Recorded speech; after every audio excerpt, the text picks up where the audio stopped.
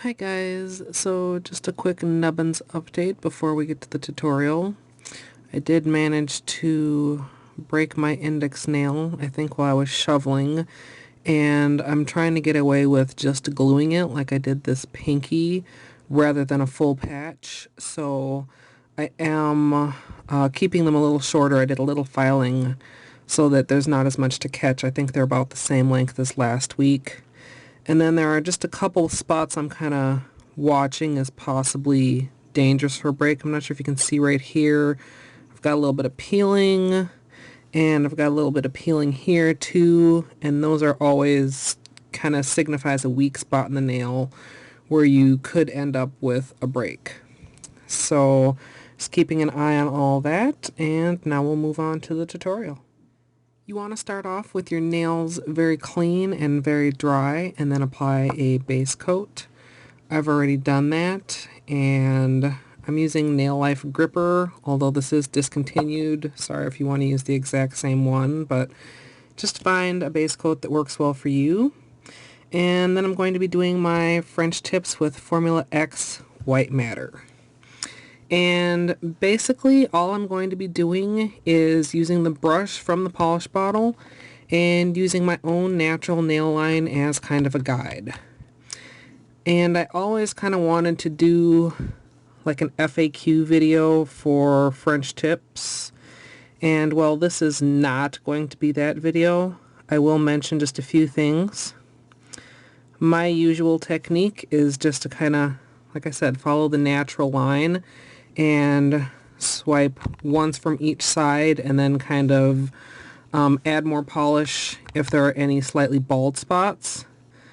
You can, if you are not comfortable with just freehanding it, there are French tip guides that you can purchase and stick on your nail, paint over them, and then peel off.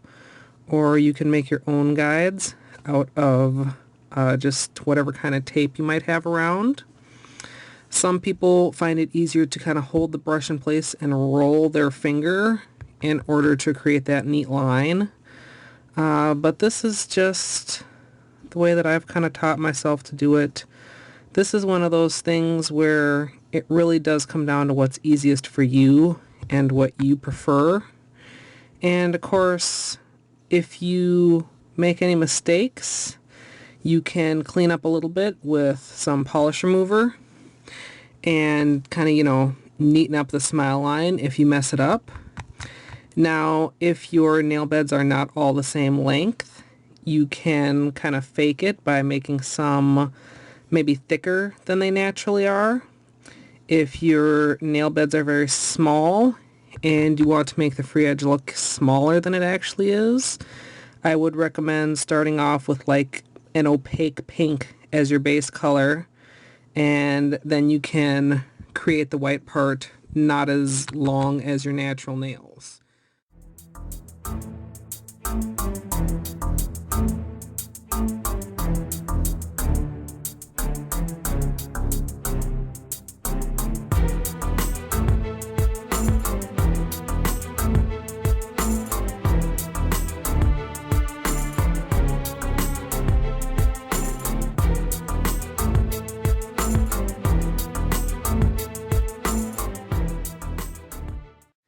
Now, if you like the color of your nail beds and you want to keep the tip a really crisp white, you could skip this next step, but I'm going to add one coat of Wondrous, which is a very sheer pink, and that will just add a little bit more pink to the nail bed.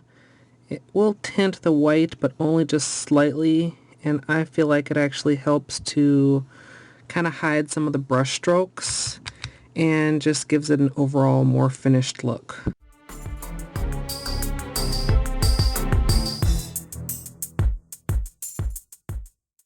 For my top coat, I'm going to be using Seche Vite.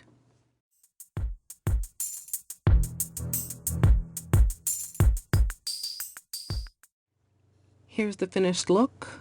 Only about 20 minutes start to finish, so this is something that's really fast as well as pretty easy.